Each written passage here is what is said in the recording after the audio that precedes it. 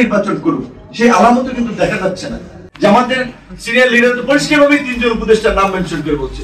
বিএনপির পক্ষ থেকে বলা হয়েছে, এনসিপির পক্ষ থেকে বলা হয়েছে, তারা যদি সরকারের নিরপেক্ষতা নিয়ে প্রশ্ন তুলে, তো আমরা তো তোলাটা তো অস্বাভাবিক নয়। এই সরকারের উপরে আস্থা রেখে আসলে আমরা একটা ফেয়ার নির্বাচনের প্রত্যাশা করতে পারি কিনা আমি বুঝতেছি না।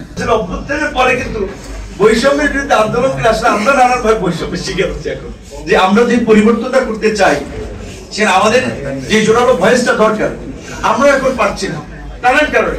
কারণ এই শেখ হাসিনার ফাঁসিবাদের সময় এখানে আমাদের এই ছাত্র আন্দোলন থেকে সৈকত ভাই সহ ছাত্র নেতাদের, যেহেতু আমি ছাত্র রাজনীতি চিনি, তারা সবকটি মানুষ সে সময় ওই টিএসসি তে রাজু বস্তিতে একেবারেই গোনা যেত, এই 15, 20 জন, 20, 25 জন, 35, 40 জন, এরকম কিছু মানুষ আমরা লড়াই করেছিলাম। এই যে 4টা বিশ্ববিদ্যালয়ের ছাত্র সংসদ নির্বাচন হয়েছে, পরিস্থিতি দেখেছেন। তো আমাদের এই যে ছাত্ররা, যাদেরকে নিয়ে কাইম ভাই শুধু অভ্যুত্থানের মানে ছাত্রদের কথা চলার চেষ্টা করেছেন, যে তাদের প্রতি যে এক্সপেকটেশন ছিল, তাদের কাছে মানুষ যেটা আশা করেছিল, তার কারণে তারা সেটা দিতে পারে নাই। কিন্তু আমাদের যে শিক্ষিত সচেতন তরুণ প্রজন্ম, এই ছাত্র সংসদ নির্বাচনগুলোতে তারা যে ম্যান্ডেট দেখিয়েছে বা যেই সমর্থন করেছে, সেটাই তারা আসলে আমরা কি দেখতে পাচ্ছি। সেই জায়গা থেকে আমি মনে করি যে আমাদের জনগোষ্ঠীর সচেতন হওয়া দরকার, যে আমরা কোন পথে গেলে মুক্তি এবং আমরা কোনটাকে অ্যাকসেপ্ট করবো, কোনটাকে রিজেক্ট করবো।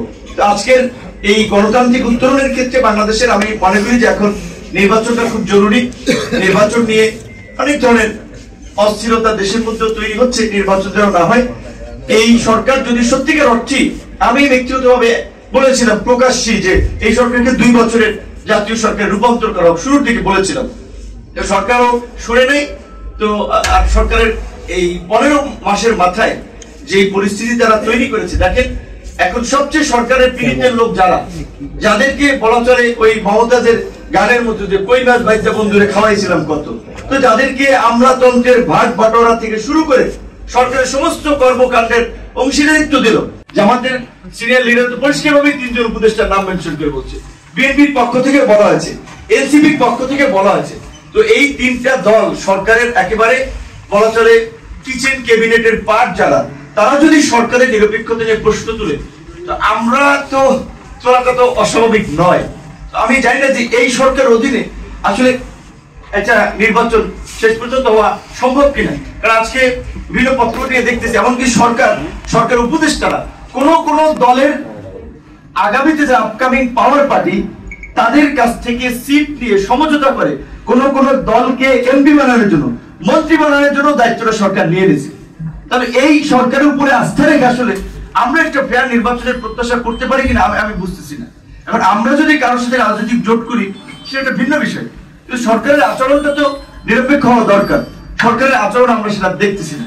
আমি সিনিয়র নেতৃবৃন্দ তারা বলুক, আমি যেটা হচ্ছে মান্না ভাই, সাকিব ভাই, সাইফুল্লাহ ভাইরা আছে, তারা আমরা যেভাবে ফ্যাসিবাদের বিরুদ্ধে আন্দোলন করেছি, এই পরিস্থিতিতেও যদি তারা নতুন ভাবে কোনো উদ্যোগ নেয়, কোনো বিষয়ে আমাদের সমর্থন চায়, আমরা সেটা দেবো। আমরা ইনফরমাল অনেক আলাপ আলোচনা করেছি। ফেয়ার নির্বাচন করুক, সেই আলামত কিন্তু দেখা যাচ্ছে না। নির্বাচনে যেটা পরিস্থিতিতে মনে হচ্ছে যে যতটা এখন শান্ত দেখা যাচ্ছে, দিন দিন সেটা আরো উত্তপ্ত হওয়ার পথের দিকে যাচ্ছে। সেক্ষেত্রে নির্বাচনটা যদি আগের মতোই কেন্দ্র দখল, বেশি শক্তি বিস্তার করে যদি হয়, তাহলে তো আগামীতে এই বাংলাদেশ না শুধুমাত্র আমাদের রাজনীতি একটা বড় ধরনের সংকটের মধ্যে পড়বে। আজকে যেই ফ্যাসিবাদী শক্তির বিরুদ্ধে আমরা সম্মিলিত ভাবে লড়াই সংগ্রাম করে পরাজিত করলাম, আমরা তাদের রাজনীতি নিষিদ্ধের দাবিতে সবাই পরিষ্কার অবস্থান নিয়েছি, সেখানে দেখেছি এই লড়াই সংগ্রামে আমাদের সবচেয়ে বড় একটা অংশীদার রাজনৈতিক দল